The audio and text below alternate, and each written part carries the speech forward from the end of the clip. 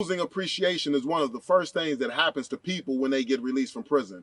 This is what causes them to disregard the opportunity and go back to the things that got them incarcerated in the first place. They lose focus on the beauty of freedom, although they yearn for it when they were incarcerated.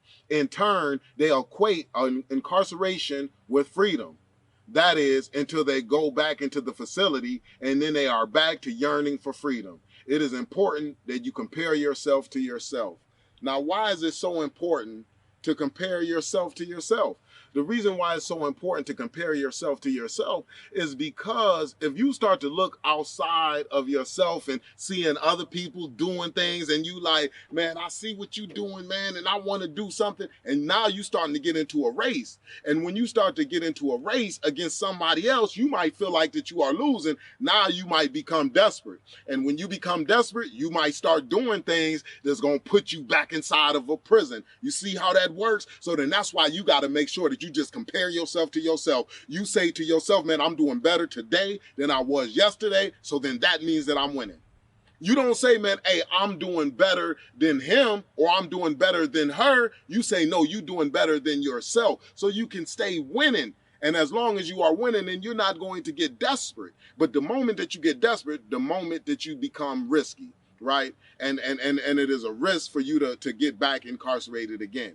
But compare yourself to yourself. That is heavy duty. The problem comes when you feel like you are losing. I cannot lose if I continue to compare. I cannot lose if I continue to compete against myself.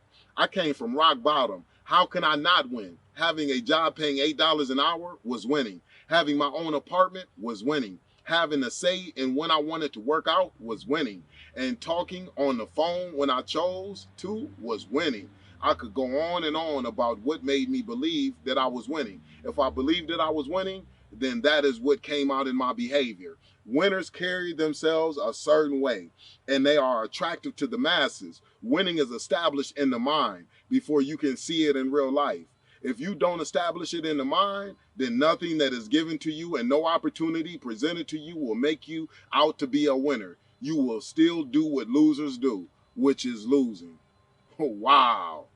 I had my job and I had my furnished apartment on my first day out of the halfway house. I was ready to move on to my next building block in my foundation. I got my driver's license 2 days before my release from the halfway house so that when I got a car, I would be legal.